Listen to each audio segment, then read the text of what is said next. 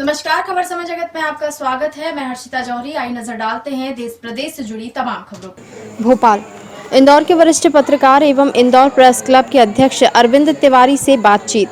खबर समय जगत में आज हमारे साथ चर्चा में शामिल हुए इंदौर प्रेस क्लब के अध्यक्ष और इंदौर के वरिष्ठ पत्रकार अरविंद तिवारी। उनके साथ इंदौर में कोरोना संक्रमित मरीजों के बढ़ने की वजह, लॉकडाउन, मध्यम वर्गीय परिवारों की समस्याओं पर विस्तार से चर्चा हुई। उन्होंने अपने सुझाव में सरकार से कहा कि कोरोना की जांच की संख्या बढ़ाना अति आवश्यक है। उन्होंने और क्या कहा, आइए सुनते हैं। नमस्कार अरविंद जी। जी नमस्कार।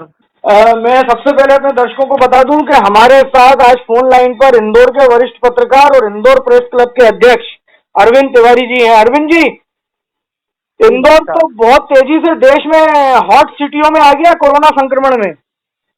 जी, क्या मुख्य वजह लगती है आपको इसकी? इंदौर में असल में जब ये कोरोना का वायरस प्रारंभिक दौर में देश में जगह जगह इसका फैल रहा था, उस दौर में मुझे लगता है कि इंदौर में थोड़ी कम एहतियात बरती गई। सावधानियां बरती जाना चाहिए थी। स्क्रीनिंग प्रॉपर नहीं हो पाई। जो फॉरेन से आने वाले ट्रेवल्स हैं, ट्रेवलर्स थे, उनकी स्क्रीनिंग नहीं हो पाई प्रॉपर।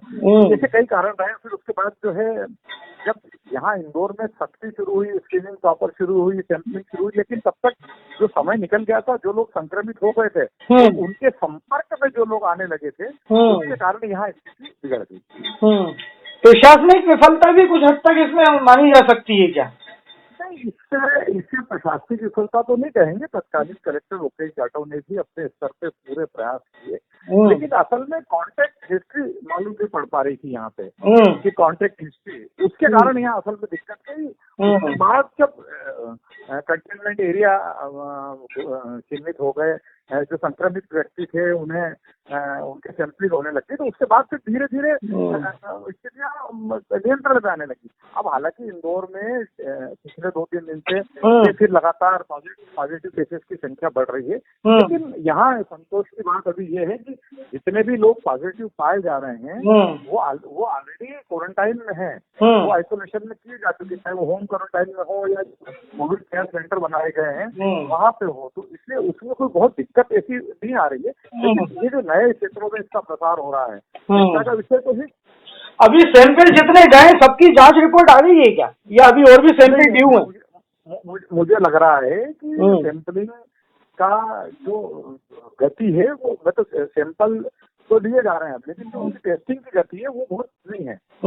और इसमें और तेजी लाना पड़ेगी। कुछ इक्विपमेंट्स मिल गए हैं, मशीनें मिल गई हैं, इंदौर में बड़े डोनर्स ने मशीनें दी हैं, बड़ी मशीनें हैं, लेकिन वो अभी स्टार्ट नहीं हो पाई है। प्राइवेट लैब से भी जो है अनुमति उनको दे दी है। तो मुझे लगता है कि अभी भी इंदौर में 200-300 सैंपल जो है, जितने सैंपल लिए जा रहे हैं उससे 200-300 सैंपल कम टेस्ट हो रहे हैं। विचार रहता है कि हर 2-3 दिन में 1-8 लाख उसका बैकलॉग हो जाता है पूरा। वो बड़ा एक मतलब चिंता का विषय है। हमारी कई लोगों से इसमें चर्चा हुई है, भी बीते दिनों कई जनप्रतिनिधियों से भी चर्चा हुई। आज जीतू पटवारी से भी चर्चा हुई हमारी, जो पूर्व मंत्री और इंदौर के ही हैं, और उन्होंने भी मतलब, हालांकि उन्होंने ये भी कहा कि ये कोई राजनीतिक आरोप प्रत्यारोप का समय नहीं है, लेकिन उन्होंने सरकार की कार्यप्रणाली पर, केंद्र सरकार की कार्यप्रणाली पर, जैसे अंतर्राष्ट्रीय उड़ानें समय पे बंद हो जाती, लॉकडाउन और थोड़ा पहले हो जाता, लेकिन वो सरकार गिराने में लगे रहे, इस तरह की चीजों के आरोप लगाए हैं। देखिए निमा जी, मेरा तो ऐसा मानना है कि जो हो चुका है उसे अगर हम बार बार, तो खैर सही है, लकीर पीटने से कोई मतलब नहीं है।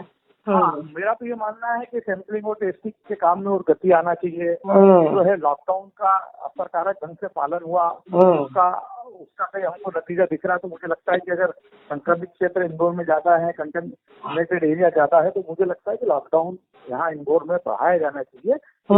इंदौर का जो एरिया इससे अप्रभावित है, मुझे लगता है वहाँ के लोगों को इनके कारण क्यों परेशान होना पड़े, उनके बारे में भी सोचना है। इंदौर में क्या बोल, सभी तरह के, सभी वर्ग के लोग बहुत बहुसंख्या में रहते हैं। मजदूर वर्ग भी बहुत है इंदौर में, क्योंकि प्रदेश की आर्थिक राजधानी के रूप में जाना जाता है। व्यवसाय की दृष्टि से तो वहाँ लेबर क्लास लोग भी बहुत रहते हैं। तो लेबर क्लास लोगों को, या जो निचले तबके के लोग हैं, या बीपीएल कार्डधारी लोग हैं, इन लोगों को तो राहत सामग्री और राहत पैकेज वगैरह सरकार की ओर से राशन भोजन वितरण हुआ है।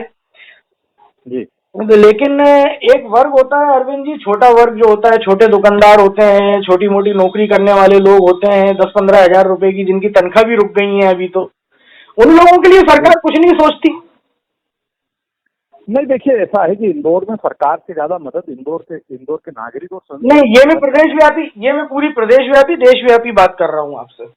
हाँ, तो अब क्या है कि वास्तव में सही बात है कि एक एक जो मध्यम वर्गीय परिवार हैं, जो नौकरी पेशा परिवार, उनके सामने तो एक संकट आ रहा है। अब जो हम देख रहे हैं कि रोज हमको एक कहानी सुनने में आ रही है कि एम्प्लॉयर ने तनख्वाह देने से इनकार कर दिया, या जिस तरह से वो तनख्वाह, जिस मात्रा में तनख्वाह दे रहे हैं, जिस स्वरूप में, उससे गुजारा नहीं होने वाला। ये तो समस्या देश भर की चिंता हो गई है कि आखिर कहीं ना कहीं इस चीज पे सबकी चिंता है। लेकिन इस तरफ सरकार की कोई योजना, मेरी कई मंत्रियों से, कई जनप्रतिनिधियों से इस बारे में चर्चा हुई, वो लोगों ने आश्वासन तो दिया और बोला भी कि आप बात बिल्कुल सही उठा रहे हैं, लेकिन अभी तक कहीं कोई ठोस सुनने में नहीं आई बात। हालांकि प्रदेश के जो मुखिया हैं बहुत संवेदनशील माने जाते हैं। ये मुद्दा एक बड़े आक्रोश का कारण बना हुआ है संदीप जी, एक बड़ा आक्रोश है इसमें। आप लोगों ने 1 महीना निकाल लिया, 2 महीना निकाल लिया, अब आखिर घर चलाना है, परिवार चलाना है, तो समय के भोजन की व्यवस्था करना है ना। चलिए लॉकडाउन है, सब बंद है, लेकिन खर्चे कम है, लेकिन जो मिनिमम खर्चा है वो तो अपनी जगह ही है, और इस दिशा में सरकार तो सोच ही दे रही है। इसीलिए विपक्षी दलों को भी एक मौका मिल रहा है, वो भी बार बार कम से कम राहुल गांधी ने बोला कि आपको 5,500 रुपए। नहीं, अभी विपक्षी नेताओं ने भी इसको कोई बहुत ज्यादा जोर से नहीं उठाया है इस बात को। जी, अपन यही देख रहे हैं, ये एक बड़ा दुर्भाग्य है देश का। एक जो सबसे बड़ा वर्ग है, सही कह रहे हैं, ये दुर्भाग्य है कि इस संकट की घड़ी में मध्यम वर्गीय लोग जो है, जिनके सामने 2 वक्त की रोटी की व्यवस्था करना बड़ा दुर्भर काम हो गया है, उनकी कहीं कोई सुनवाई नहीं हो रही है। इंदौर देखिए, लेकिन अब ये कब तक ऐसा, 17 तारीख के बाद खुलने की उम्मीद तो मुझे नहीं लगती कि इंदौर और भोपाल खास तौर से खुले। नहीं संदीप जी, मुझे नहीं लगता कि 17 तारीख के बाद भी इंदौर खुल पाएगा, क्योंकि अभी इंदौर में स्थितियां जैसे तैसे सरकारी भाषा में कहें तो सामान्य हो रही है। इंदौर के नागरिक तो भी नहीं मान रहे हैं, इंदौर के नागरिक तो अपने आप को बड़ा असुरक्षित महसूस कर रहे हैं। सरकारी भाषा में अगर हम कहें तो ये जो है स्थितियां सुधर रही, खुद प्रशासन के अधिकारी कह रहे हैं इंदौर में स्थितियां धीरे धीरे सुधर रही है, लेकिन हम इंदौर में लॉकडाउन खोलने की स्थिति में नहीं। ये लॉकडाउन के अपन ने नकारात्मक पक्षों पे चर्चा की, लॉकडाउन का एक सकारात्मक पक्ष भी मेरे को देखने में मिला है, जो मेरी चर्चाएं हुई उस आधार पे बात कर रहा हूँ आप, कि इस दौरान प्रकृति का भी निर्माण हुआ है, हमारे जलाशय, नदी प्रदूषण रहित हुए हैं जी। तो ये लॉकडाउन प्रकृति और संस्कृति के हित में साबित हुआ है कहीं ना कहीं।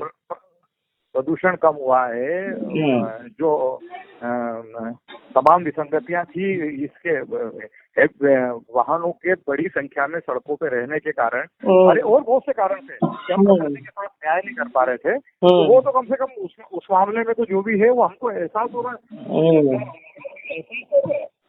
स्थितियां कुछ सुधरी है। आप एक वरिष्ठ पत्रकार हैं, पत्रकारों को जागरूक वर्ग से माना जाता है। मैं आपसे जानना चाहूंगा कि इन सब चीजों को लेकर सरकार को क्या सुझाव दे सकते हैं आप, शॉर्ट में बताइएगा। नहीं देखिए, जहाँ तक ये कोविड-19 का इसमें तो मेरा ऐसा ही मानना है कि एक तो जो है बहुत सख्ती से लॉकडाउन का पालन करवाया जाना चाहिए। अभी भी कई बार ऐसा लगता है कि लॉकडाउन का पालन नहीं हो पा रहा है ना। दूसरा विषय ये है कि जो सैंपलिंग का और टेस्टिंग का काम है उसको और गति आना चाहिए, है ना, क्योंकि ये एक बड़ा कारण माना जा रहा है। अभी क्या है कि सैंपलिंग होती है, टेस्टिंग की रिपोर्ट 10-10 दिन में आ रही है, 10 दिन में नहीं, इसमें एक चीज मैं टोकूंगा आपको इधर, इसमें एक चीज में टोकूंगा, कई चीजें हमने ऐसी देखी, किसी की रिपोर्ट 2 दिन में आ गई, किसी की 8 दिन में नहीं आ रही। जी बिल्कुल सही है आपका कहना, बिल्कुल सही है। ऐसा भी हो रहा है कि जो है कई रिपोर्ट जो है, कई लोग मुझसे भी संपर्क करते हैं कि भाई हमारी राजगढ़ का एक केस हमने समाचार पत्रों में पढ़ा था, 2 दिन पहले पॉजिटिव, 2 दिन बाद नेगेटिव। जी, मतलब ये भी बड़ी एक विरोधाभास है इन चीजों में, कहीं ना कहीं आंकड़ों की और इन सब चीजों की बाजीगरी भी हो रही है।